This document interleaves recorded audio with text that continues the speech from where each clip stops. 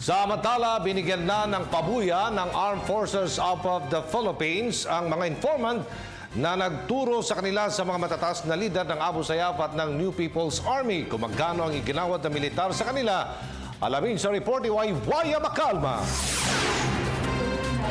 Muling namahagi ng reward money ang AFP sa siyam na informants.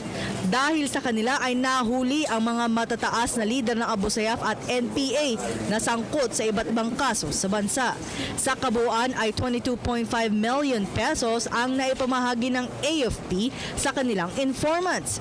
Umabot sa 7 lider ng Abu Sayyaf at 2 lider ng NPA ang nahuli o nasawi dahil sa kanila. Malaking asset para sa militar ang mga informant. Kaya naman balot na balot ang mga mukha ng bawat informant habang tinatanggap nila ang kanilang pabuya. Ang rason na ito ay kanilang tinataya ang kanilang buhay sa tuwing magbibigay sila ng malaki at mahalagang impormasyon sa militar. Napakahirap po ng buhay ng isang informante at kami po ay saludo sa kanila sa kanilang sinasagawang pagtulong sa ating gobyerno, kaya't karapat dapat lang na sila ay bigyan ng ganitong klaseng gantimpala.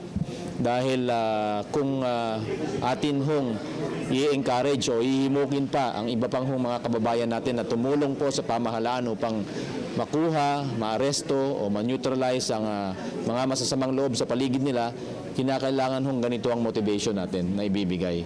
Mismong si AFP Vice Chief of Staff Major General Mayoralgo Tanalgo ang namahagi ng reward money sa siyam na impormante. Ani ni Padilla, dahil sa reward system ay dumadami na ang kanilang informants. Kaya pagtitiyak ng opisyal na mabusisi ang ginagawang proseso ng militar para sa cross-checking upang masiguro sa tamang tao nila ibibigay ang pabuya.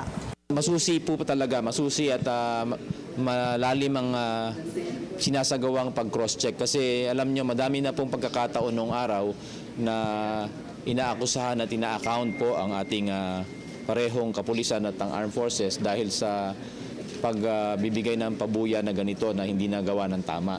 Kaya't maingat po ang committee na nagkaroon pa ng revision at pagpapalakas ng mga alituntunin na nakasaad dun sa patakaran natin.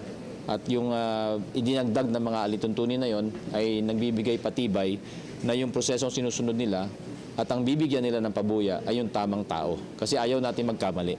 Sa pamamagitan pa nito ay mas naengganyo pa ang publiko na tulungan ang mga otoridad at mahuli pa ang iba pang mga suspect o mga nasa wanted list. Para sa Telebisyon ng Bayan, ako si Waywaya Macalma.